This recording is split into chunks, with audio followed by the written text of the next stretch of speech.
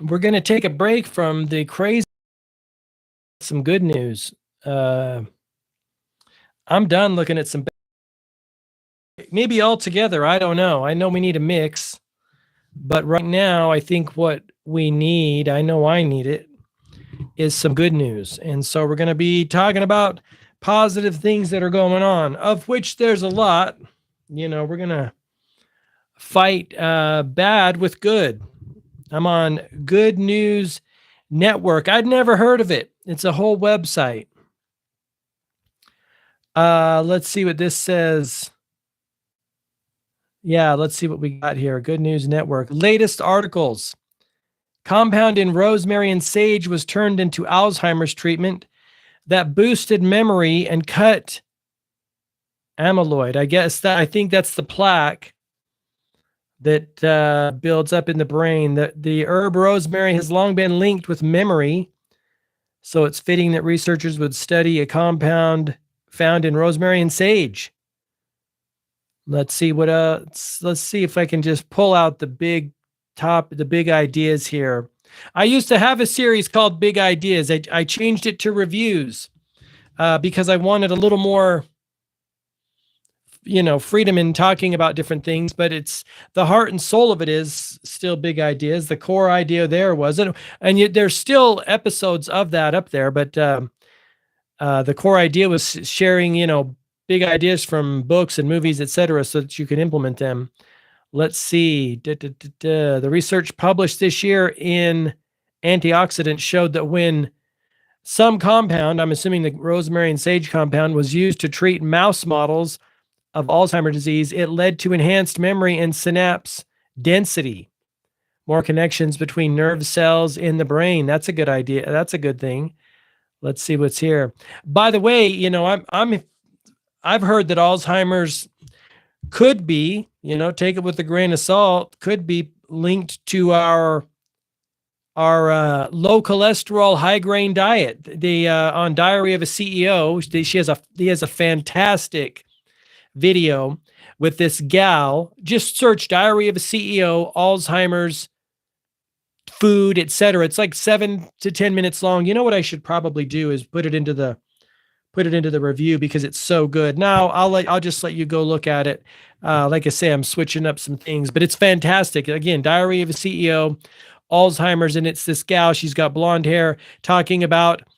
It's all about inflammation, right? Diet and inflammation, she said, are integral to Alzheimer's and those other types of things. We know inflammation is a big culprit. Stress is a big culprit. Lack of sleep is a big culprit. But that's a fantastic video. I should probably make a note to go to watch that. It's so good. I want to amplify that. A CEO, Alzheimer's. Anyway, okay, so let's continue here. So this rosemary sage compound,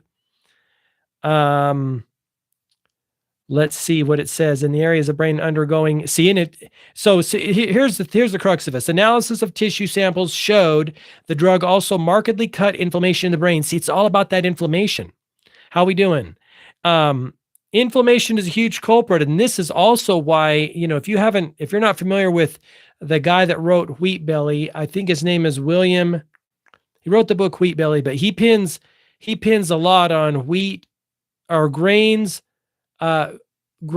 sugars, and wheat grains and sugars, right? And he says you do not want to be eating those things. Of course, take everything I say with a grain of salt. Do your own research, think for yourself. The unique drug is activated by the very inflammation that it then combats, and thus is only active in areas of the brain undergoing inflammatory damage. See, this is, food, the food that God put here is truly medicine. And in many ways, it works in ways that we really can't understand. It's miraculous when you think about it, right? Let's see what else I can pull here from it. By combating inflammation and oxidative stress, that's another one. With the compound, we actually increase the number of synapses in the brain. Dude, that's awesome. We also took down other misfolded or aggregated proteins such as Phosphorolighted, wow, that's a different one, and amyloid B, which are thought to trigger Alzheimer's disease and serve as biomarkers of the disease process. That's awesome. Let's see what else we have here. This one is banning plastic bags really works. Shoreline litter is slashed by almost half where policies are in place. You know, that's my thing is I carry the reusable grocery bag in the car. I sometimes forget to take them in, but the goal is to get them in there. This is in, let me see where this is at here. Ocean Conservancy volunteer removes plastic bag from Venice Beach, maybe in California. New research shows that shoreline litter has been slashed by almost half since plastic bags bans around the U.S. have gone into effect. Have you seen that little machine that floats in the water and sucks in garbage? I forget what the name of it is. Floating garbage. It's like I'll have to talk about that as well. Floating garbage can. It's so weird. It's like some invention.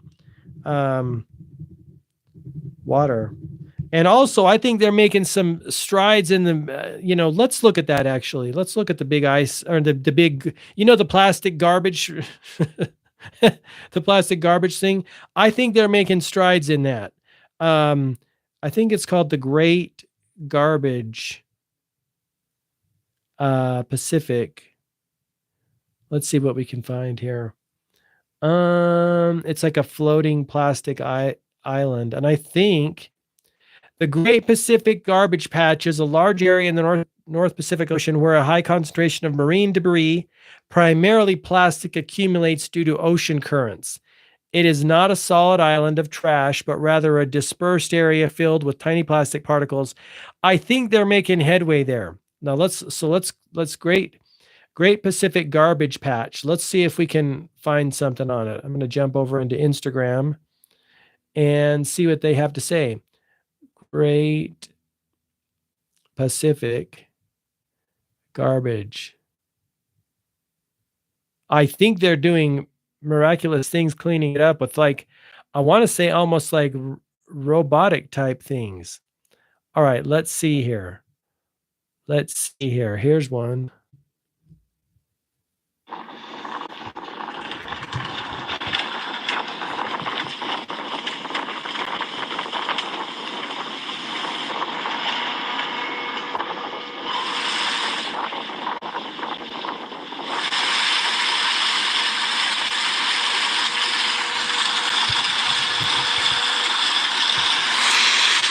Look at it. It's just full.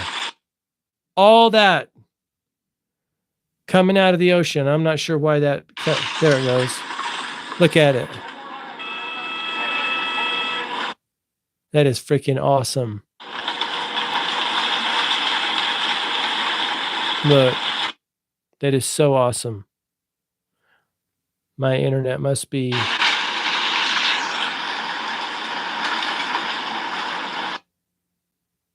It's just a continuous flow there. I love it. Let's see what else we can find.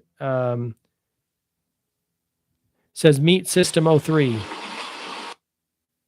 It's because I'm streaming. There it is.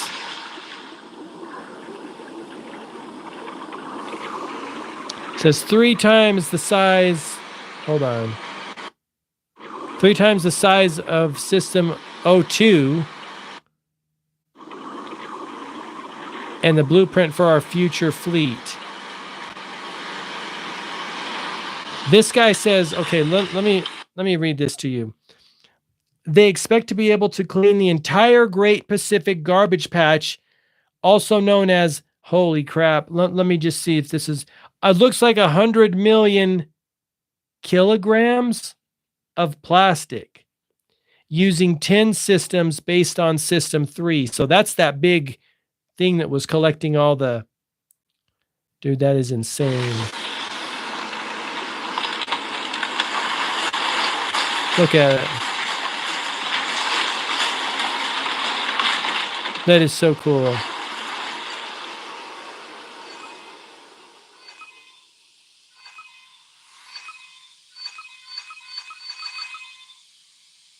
So they're all, hold on, let me tell you what that said. Based on our projections, we expect to be able to clean the Great Pacific Garbage Patch using 10 of these systems. That's good news. I'm down with it. So let's go back to this website here. Anyway, so they banned plastic bags. The introduction of fees or bans has led to 47% drop in litter along the coastlines. You know, it just changed. Once you change how people think, I mean, it's going to be a good thing. And the decrease rose in magnitude over time with no evidence of the rates returning to previous levels. More than 100 countries have now introduced bans or fees for plastic bags. But what affect these policies? Okay, let's go to another article here. Let's see.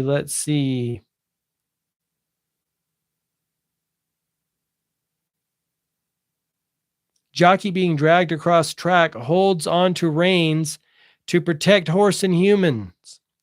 And she won the next race. Son of a gun. I learned the other day that horses can become spooked very easy. I saw a little video and the horse stuck its head through a fence/gate and got spooked and totally went berserk. I didn't know that about horses. When her racehorse took off last Friday, threatening injury to itself and spectators, harness racer Crystal Hackett remembered the adage that was instilled at a young age: hang on as tight as you can for as long as you can, as long as no one's going to get hurt. The 21-year-old who suffered only scrapes and bruises told Radio New Zealand. Miss Hackett's horse, Buddy Guy, had just won the 8th race of the evening lineup at Alexandria Park in New Zealand, but it got spooked a moment later and took off. So it was after the race, sounds like. Tipping Hackett from the two-wheeled sulky that trails behind horses in harness racing. Hackett was dragged by the horse through the infield for several chaotic seconds, but she refused to let go of the reins. Dang. If she had, the sulky could have easily gotten tangled up with the horse or even the fence. Buddy could have suffered a fatal injury to its legs, and spectators could have been in danger too. Here it is. Let's take a look. Get ready. Have to look at Crystal Hackett here. Now, first of all, that's not ideal, getting tipped out at that stage, but have a look at how game and brave she is. This is not the first time, Brittany, that she's done this. Oh, over the judder bar there, through a puddle. Not ideal at all, but she's a gutty wee thing, Crystal. Would you hang on? No way. The more I look at this footage, the more I'm amazed. She's through the mud, over the driveway there, and at one point... See those rugby posts there? That's where the Blues, that's where they train. Well, there you go. There you go. So no surprise. How they get on the Blues. But side note, here she is, smile on her face. Now, I wouldn't want to be the person in charge of trying to get those white pants white again. I think they might... That's crazy. Good for her. Let's see. Boyfriend urges hospital visit, saving her from oncoming stroke, and took her to prom days later. How can that be? This looks like a young kid. In Northeast Texas, a teen survived an incredibly rare stroke to be walked to prom 2 weeks later by the man who insisted she go to the hospital.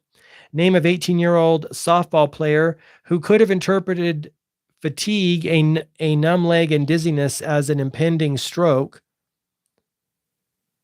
Katie Rangel was with her boyfriend at the time, and while his worries didn't extend that far, he firmly suggests that she go to the hospital. So it doesn't sound like he knew something, but he had an inkling. He was just saying, should I call 911? Rangel told CBS News. I just remember going into the ambulance, and then I think I just kind of blacked out.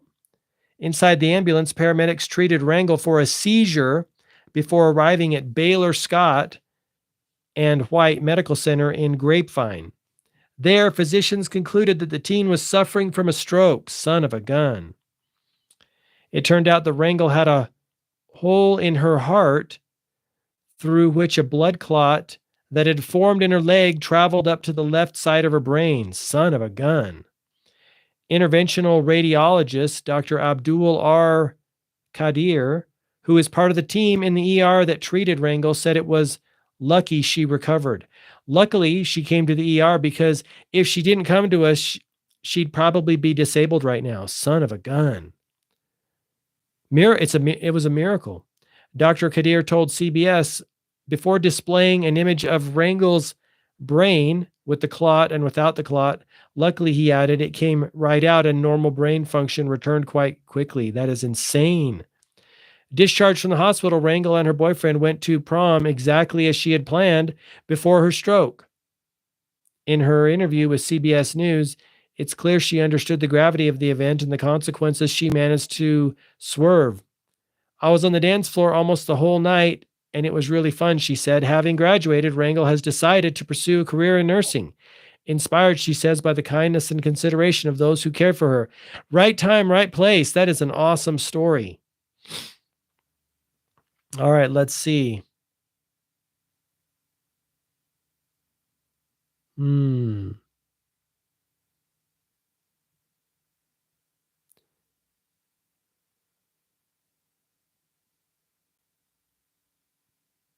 Lots of good stuff here. I'm looking for a real good one.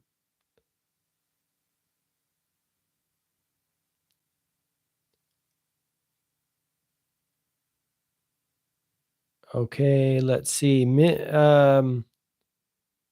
Hero Air India pilot saved dozens of lives with last-second decision before crash.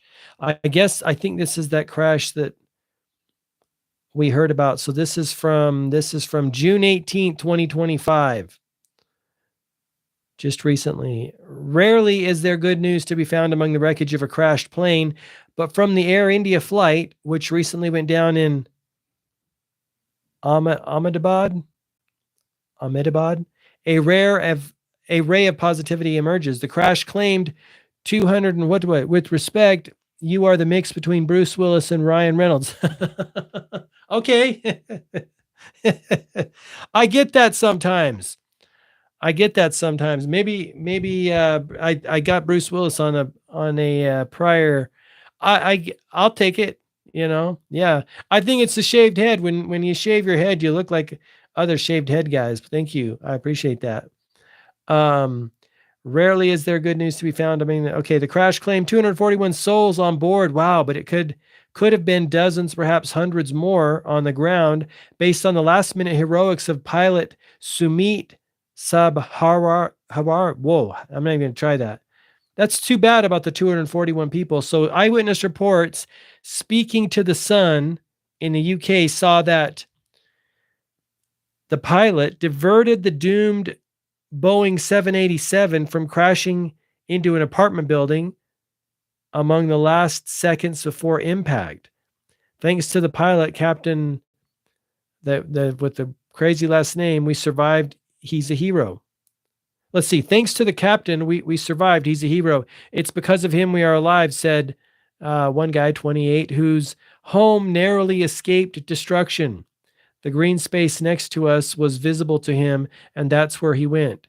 If the plane had crashed into the residential area, there would have been hundreds more victims, according to locals living around the crash site. Suffering from a catastrophic engine failure shortly after takeoff, 55-year-old captain, who colleagues described as a good, quiet person, took the jet into the top 2 floors of a disused 4-story military building adjacent to a medical college hostel. I think I've seen pictures of that. The impact and the subsequent immolation of 90 tons of jet fuel added to the casualty list from the passengers. That's so sad. Anyway, there you go. All right. Well, there's some good news for today, and I'm going to probably check out that site again. goodnewsnetwork.com.org, excuse me. All right, have an awesome day. I appreciate you very much. Thanks for your comments. I'll talk to you next time. Bye-bye.